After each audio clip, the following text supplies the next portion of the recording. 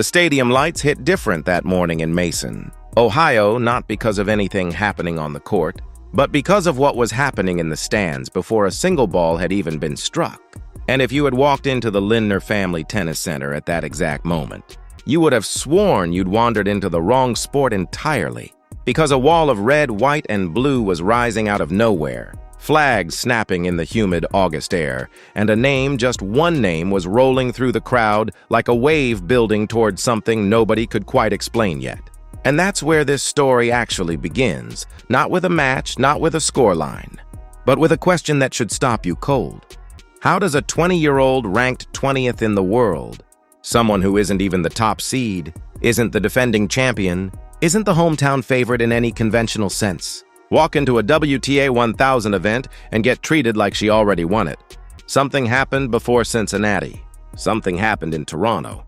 And to understand why grown adults were losing their minds over a haircut and a manicure, you need to rewind the tape, because 12 days earlier, this same young woman, Alex Eala, was standing on a different court in a different country, riding a 7-match winning streak that had turned her into the single most talked about story in tennis. And then, in the space of one match, it all came apart. Belinda Bencic, an Olympic champion, stood across the net from her, and by the time it ended, the streak was dead. Eala walked off that court not as an unstoppable phenomenon, but as an exhausted 20-year-old who had played 8 matches in 12 days. And here's where the story could have simply faded. Another rising star hits a wall. Tries again next season, except that's not what happened. And this is where the first crack in the surface appears. Because instead of collapsing under the loss, Eala said something almost too casual for the moment. She needed a haircut. Her nails had grown out. It sounds like nothing. It sounds like a throwaway joke from someone trying to laugh off a bad night. But sit with it for a second, because underneath that offhand comment was something much heavier, a young athlete admitting, in the only language she had left, that she had nothing more to give in that moment, that the machine had run her down to empty.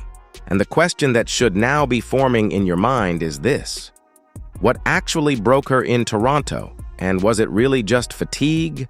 Or was it something bigger pressing down on her that nobody in that stadium wanted to say out loud? Because here's the detail that changes everything you think you know about that night when Bencic finished the match. When the celebration should have belonged entirely to her, the Olympic champion looked out at 10,000 people and realized something unsettling. Most of them weren't cheering for her. They were cheering for the woman she'd just beaten. Think about that, you win. You beat an opponent riding the hottest streak of her career, and the crowd still belongs to someone else. That's not a normal reaction to a normal match, and it tells you that whatever was happening around Alex Eala in Toronto had already stopped being about tennis, and had become something else entirely, something closer to a movement. The tournament had put chicken adobo on the concession menu. Chants of her name echoed through the arena like it belonged to a heavyweight champion, not a 20-year-old still climbing the rankings. And the player on the other side of the net, that same week, Katie McNally walked away from her own match against Eala, calling the atmosphere absolutely electrifying, not because of anything McNally did, but because of the wall of noise that followed Eala everywhere she went. So now you have to ask, who is this person, and how did she get here? 18 months ago, Alex Eala was ranked 143rd in the world. Not a name anyone outside hardcore tennis circles would recognize. Not a headline. Not a flag-waving phenomenon. Just another player grinding through smaller tournaments trying to climb. And then something shifted. She won a WTA 500 title in Washington, and here's the detail that turns this from a nice career milestone into something historic. No Filipino had ever won a WTA tour-level singles title before. No Southeast Asian player, man or woman, had ever captured a WTA 500 crown. In one tournament, she didn't just win a trophy. She rewrote what was considered possible for an entire region of the world, and suddenly the calculus around her changed completely, because in Washington, reports said the majority of ticket inquiries were about one player, and one player only. That's not normal for someone ranked outside the top 50. That's the sound of a slow-burning phenomenon about to detonate. So when she arrived in Toronto weeks later, the explosion was already primed, and the loss to Bencic, as painful as it was in the moment, didn't extinguish it. If anything, It revealed just how large the phenomenon had already become, because even in defeat, even walking off a court having just lost her streak, the noise didn't stop. It followed her. And that's the moment you need to hold on to, because it's about to collide with something much bigger. 2 days. That's how long Eala allowed herself to process the loss before Cincinnati. 2 days to travel, to rest, to get that haircut she joked about, to trim those nails, to simply exist outside of the sport that had consumed nearly every waking hour for 12 straight days. And when she resurfaced, something had changed, not just her appearance, but her position in the sport itself. She didn't just show up in Cincinnati as a participant. She showed up as the 17th seed. Let that sink in for a moment. Because seeding isn't a popularity contest, it's math, it's rankings. It's a cold, unforgiving system that doesn't care about flags or chants or chicken adobo on the menu, and yet here she was, the highest seed of her career at a WTA 1000 event, higher than she'd ever been seeded anywhere in her life, arriving directly off the most exhausting stretch of her season. How does that happen? Part of the answer is almost anticlimactic. Several higher-ranked players withdrew, bumping her up the list, but strip away the mechanics and look at the bigger picture. 3 weeks earlier in Toronto, she was seeded 25th. Now she's 17th. That trajectory isn't a fluke. It's a rocket. And rockets, as we're about to see, don't just carry the person inside them, they carry an entire audience with them, watching, waiting, and in this case, flying transnationally to be there in person. Because here's the twist nobody expected when the Cincinnati draw was finalized. This tournament, statistically smaller in scale than the spectacle of Toronto, was not supposed to replicate that same tidal wave of support. And yet, walking into the Lindner Family Tennis Center, the flags were already there. The chants were already there.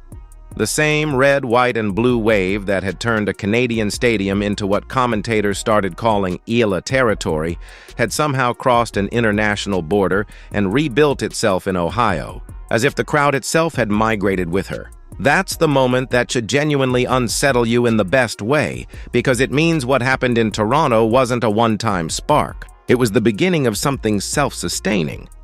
And now here's where the story takes its most quietly powerful turn.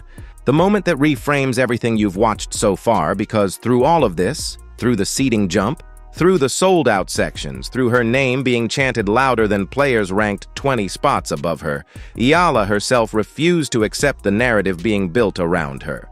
After Toronto, when asked about the outpouring of support, she said something that cuts directly against the mythology forming in real time.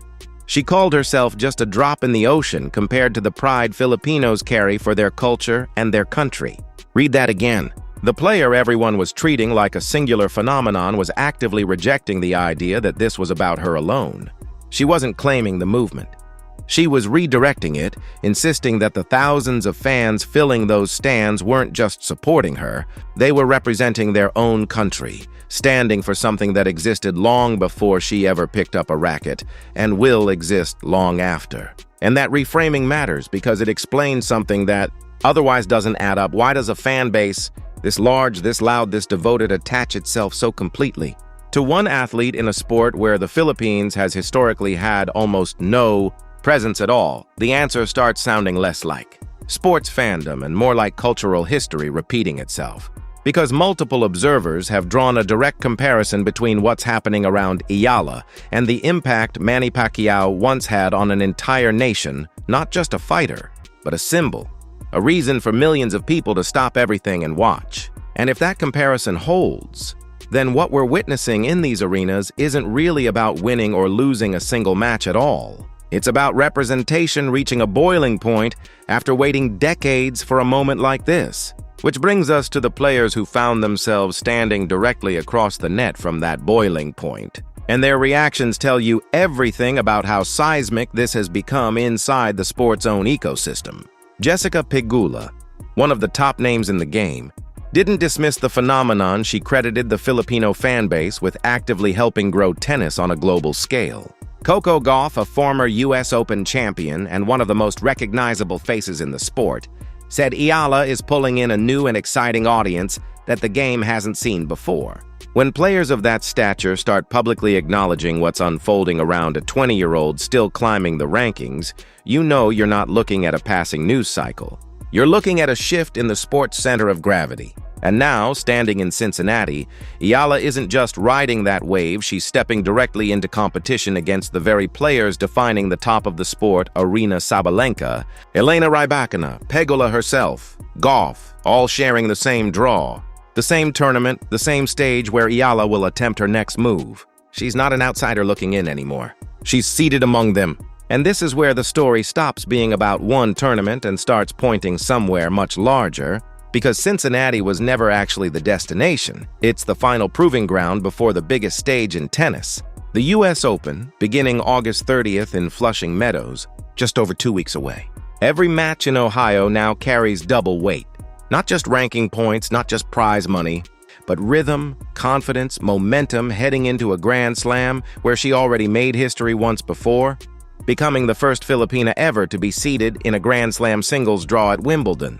So when you strip away the noise, the flags, the chants, the chicken adobo, and the haircut jokes, what you're actually watching is a young athlete standing at the exact intersection of exhaustion and opportunity, carrying the weight of a nation that has waited generations for a moment exactly like this one. Walking into a stadium where the crowd arrives before she does and leaves louder than when she wins. The tournament director in Toronto called her an absolute blessing to the sport. The players who faced her call the atmosphere electrifying.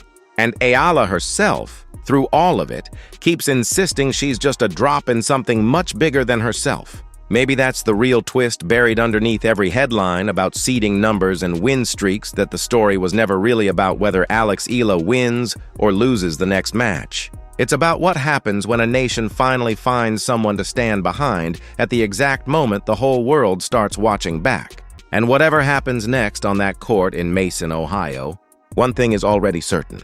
The story isn't over. It's only just reached the part where the stakes get impossibly higher, and every set from here to Flushing Meadows is going to feel like it matters more than the last.